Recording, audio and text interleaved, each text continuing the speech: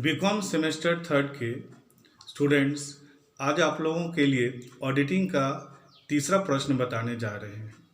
आज का प्रश्न है कि जहां लेखा कर्म प्रारंभ होता है वहां पुस्तपालन समाप्त हो जाता है तथा जहां अंकेक्षण प्रारंभ होता है वहां लेखा कर्म समाप्त हो जाता है। इस प्रश्न को समझाइए। इस प्रश्न का जवाब जानना बहुत ही सरल और आसान है, क्योंकि आपको ऑडिटिंग के पहले वीडियो में ही पुस्तपालन, लेखा कर्म और अंकेक्षण के बारे में बता दिया गया है। इस वीडियो को समझने के लिए आप फर्स्ट वीडियो को एक नज़र देख लीजिएगा, तो ये सवाल को समझना और भी ज़्यादा आसान हो जाएगा और उम्मीद करते हैं कि इस प्रश्न को आपको याद करने की ज़रूरत ही नहीं होगी यदि आप फर्स्ट वीडियो को अच्छे से समझ चुके हैं। आइए अब हम इस सवाल पर अपना नज़र डालते हैं। हालांकि आपको मालूम है कि हम वीडियो बहुत ज़्यादा लंबा नहीं बना सकते हैं। अगर बहुत ज़्यादा लंबा वीडियो बनता है तो इसे अपलोड नहीं किया जा पा रहा है और एक दिन में एक सवाल से ज़्यादा डाला भी नहीं जा सकता, क्योंकि एक वीडियो बनाने में हमें 4 से 5 घंटे लगते हैं। चलिए अब इस प्रश्न को सारांश में आपको समझाते हैं। अभी हमारे पास प्रश्न है कि जहां लेखा कर्म अर्थात अकाउंटेंसी प्रारंभ होता है वहां पुस्तपालन अर्थात बुक कीपिंग समाप्त हो जाता है तथा जहां अंकेक्षण प्रारंभ होता है वहां लेखा कर्म समाप्त हो जाता है। इस कथन की पुष्टि करें, ये हमारा प्रश्न है। अब हम इसका उत्तर जानेंगे। आंसर है कि जहां लेखा कर्म प्रारंभ होता है वहां पुस्तपालन समाप्त हो जाता है तथा जहां अंकेक्षण प्रारंभ होता है वहां लेखा कर्म समाप्त हो जाता है। इस प्रश्न को समझने के लिए अर्थात इस कथन को समझने के लिए हमें सर्वप्रथम प्रश्न को 2 भागों में बांटना होगा। प्रथम भाग में जहां लेखा कर्म प्रारंभ होता है वहां पुस्तपालन समाप्त हो जाता है, इसे हम प्रथम भाग में रखेंगे। और दूसरे भाग में हम लिखेंगे जहां अंकेक्षण प्रारंभ होता है वहां लेखा कर्म समाप्त हो जाता है। अब हम प्रश्न के प्रथम भाग से यह समझेंगे, हमें यह समझना है कि जहां लेखा कर्म प्रारंभ होता है वहां पुस्तपालन समाप्त हो जाता है। इस कथन की पुष्टि के लिए हमें सबसे पहले पुस्तपालन तथा लेखा कर्म का अर्थ समझना पड़ेगा। हम लेखांकन प्रक्रिया का अध्ययन करते हैं तो हमें मालूम है कि लेखांकन प्रक्रिया के अंतर्गत हम पहले जर्नल बनाते हैं, फिर जर्नल के बाद जर्नल की सहायता से लेजर बनाते हैं और लेजर के बाद लेजर की सहायता से ट्रायल बैलेंस बनाते हैं।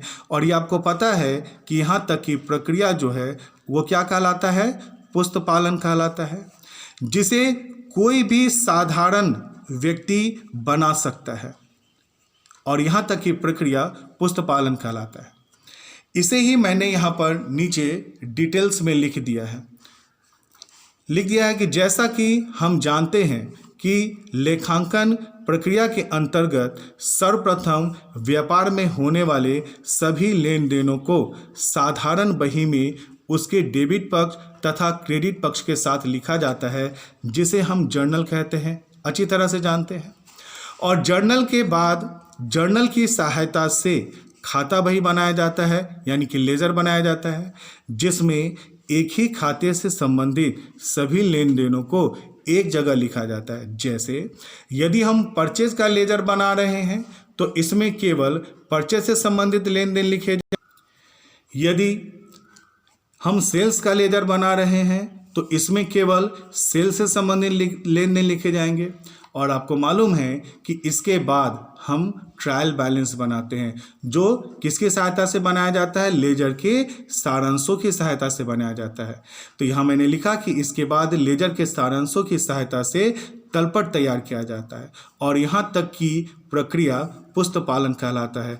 उम्मीद है यहाँ तक आपको समझ में आया होगा कि आपको पहले से ही पता है कि लेखांकन प्रक्रिया के अंतर्गत हम क्या बनाते हैं, जर्नल, जर्नल के बाद क्या बनाते हैं, लेजर, और लेजर के बाद क्या बनाते हैं, ट्रायल बैलेंस। और यहाँ तक की प्रक्रिया पुस्तपालन कहलाता है, जिसे एक साधारण व्यक्ति भी क्या कर सकता है, बना सकता है। और ट्रायल बैलेंस के बाद फिर आता है फाइनेंशियल स्टेटमेंट, जिसकी सहायता से हम trading account, profit and loss account और क्या बनाते हैं, बैलेंस शीट। और यहाँ की प्रक्रिया जो है वो क्या कहलाता है, अकाउंटेंसी। यहाँ तक की प्रक्रिया क्या कहलाता है, अकाउंटेंसी, जिसे हम कहते हैं लेखाकर्म, और जिसे ही मैंने आगे समझाने की कोशिश की है। अब यहाँ पर इसे ध्यान से देखिए कि मैंने लिखा कि लेजर के बाद लेजर के सारांशों की सहायता से तलपट तैयार किया जाता है और यहाँ तक की प्रक्रिया पुस्तपालन कहलाता है। इस प्रकार हम देखते हैं कि एक पुस्तपालक का मतलब जो पुस्तपालन को बनाता है। इस प्रकार हम देखते हैं कि एक पुस्तपालक को मुख्यतः 3 कार्य करने होते हैं जो किसी भी साधारण लिपिक द्वारा तैयार किया जा सकता है, जो इस प्रकार है। पहला, प्रतिदिन के व्यवहारों को लेखा पुस्तकों में लिखना यानी कि जर्नल। फिर इन लेन देनों की सहायता से खाता बही में खतौनी करना यानी कि लेजर। और फिर खाता बही की सहायता से शेष निकालना यानी कि ट्रायल बैलेंस।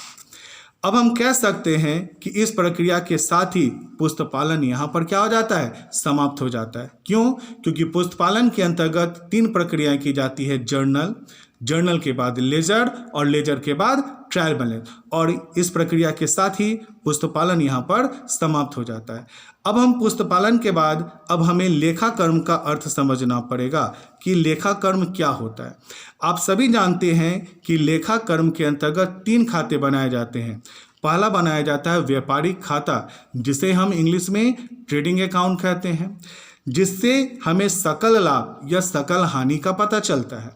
फिर हम व्यापार की शुद्ध लाभ तथा शुद्ध हानि को जानने के लिए यानी कि नेट प्रॉफिट या नेट लॉस को जानने के लिए प्रॉफिट एंड लॉस अकाउंट बनाया जाता है। और तथा व्यापार की आर्थिक स्थिति अर्थात संपत्ति तथा दायित्वों को स्थिति को प्रकट करने के लिए आर्थिक चिट्ठा बनाया जाता है। अभी हम समझ चुके हैं कि लेखाकर्म के अंतर्गत 3 खाते बनाए गए। पहला व्यापारिक खाता, दूसरा बनाया गया प्रॉफिट एंड लॉस अकाउंट, जिससे हमें नेट प्रॉफिट या नेट लॉस का पता चलता है, और तीसरा व्यापार की संपत्ति और दायित्व यानी कि बैलेंस शीट बनाया जाता है। और ये तीनों जो है किसकी सहायता से बनाया जाता है, तो यहाँ लिख दिया मैंने कि जो कि तलपट यानी कि ट्रायल बैलेंस की सहायता से बनाया जाता है। तो अब यह स्पष्ट है कि जो पुस्तपालन के अंतर्गत आता है। अब यहाँ पर ही इस लाइन से स्पष्ट हो गया कि अगर ट्रायल बैलेंस ना हो तो हम trading account, profit and loss account और बैलेंस शीट नहीं बना सकते हैं। तो यहाँ स्पष्ट है कि trading account, profit and loss account और बैलेंस शीट किसकी सहायता से बनाया जाता है, तो जवाब है तलपट यानी कि ट्रायल बैलेंस की सहायता से बनाया जाता है, जो कि पुस्तपालन के अंतर्गत आता है। अतः उपरोक्त कथन से यह स्पष्ट है कि जहां लेखाकर्म प्रारंभ होता है वहां पुस्तपालन समाप्त हो जाता है। ये प्रश्न का प्रथम भाग खत्म हो गया। अब हम लोग जानेंगे प्रश्न के दूसरे भाग। अब प्रश्न के दूसरे भाग से हमें यह समझना है कि जहां अंकेक्षण प्रारंभ होता है वहां लेखाकर्म समाप्त होता है। अब मैंने इसके लिए लिखा है, जैसा कि हम जान चुके हैं कि लेखाकर्म के अंतर्गत व्यापारिक खाता तथा लाभ हानि खाता बनाया जाता है, जो कि क्रमशः सकल लाभ तथा शुद्ध लाभ या हानि को प्रकट करता है एवं आर्थिक चिट्ठे से व्यापार की वास्तविक स्थिति का पता चलता है। मैं फिर से रिपीट कर दूं कि जैसा हम जान चुके हैं कि लेखाकर्म के अंतर्गत हम क्या बनाते हैं, व्यापारिक खाता बनाते हैं, क्या बनाते हैं, लाभ हानि खाता बनाते हैं, जो हमें सकल लाभ और शुद्ध लाभ के बारे में बताता है और व्यापार के आर्थिक चिट्ठे को स्पष्ट करता है, जो कि जिससे हमें व्यापार की वास्तविक स्थिति का पता चलता है।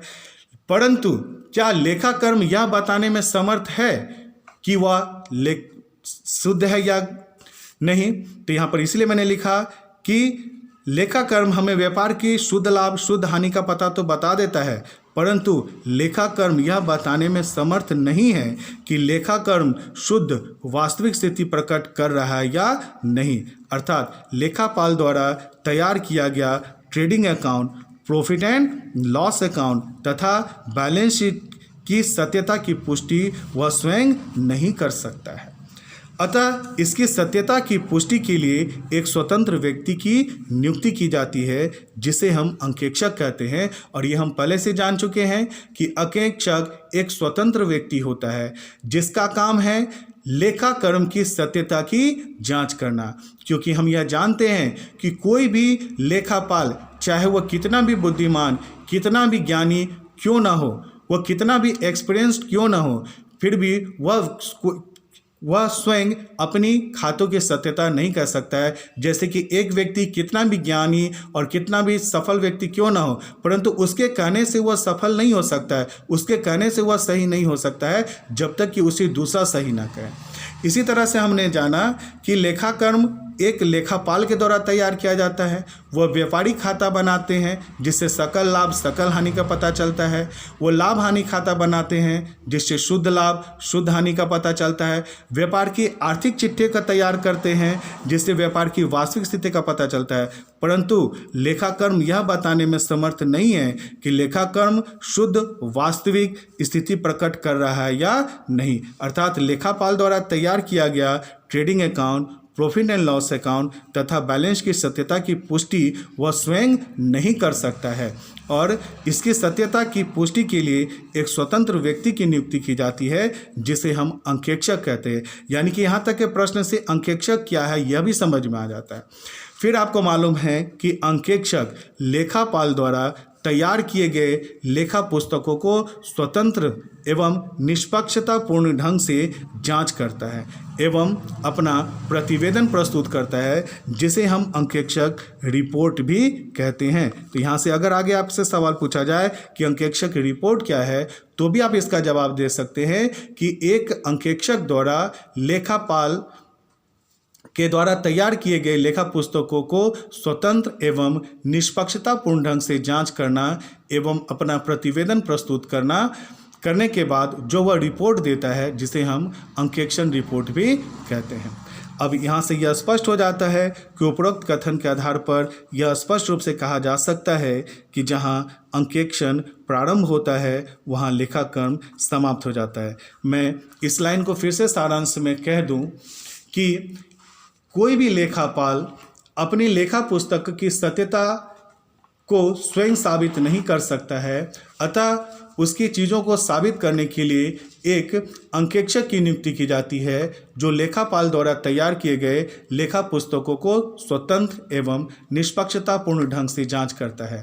अब आप स्वयं इस चीज़ को समझ सकते हैं कि जब तक लेखांकन बनेगा नहीं तब तक अंकेक्षण उसकी सत्यता की जांच कैसे कर सकता है। अतः उपरोक्त कथन के आधार पर यह स्पष्ट रूप से कहा जा सकता है कि जहां अंकेक्षण प्रारंभ होता है वहां लेखाकर्म समाप्त होता है। इसी के साथ यह प्रश्न समाप्त हो जाता है। अब मैं इसको नोट्स में इस तरह समझाने के साथ साथ मैं नोट्स इसलिए लिख दे रहा हूँ कि ताकि आप इसके नोट्स को तैयार कर सकें। आप वीडियो को पॉज करके आप इससे बढ़िया से नोट्स बना लीजिएगा। बस, धन्यवाद।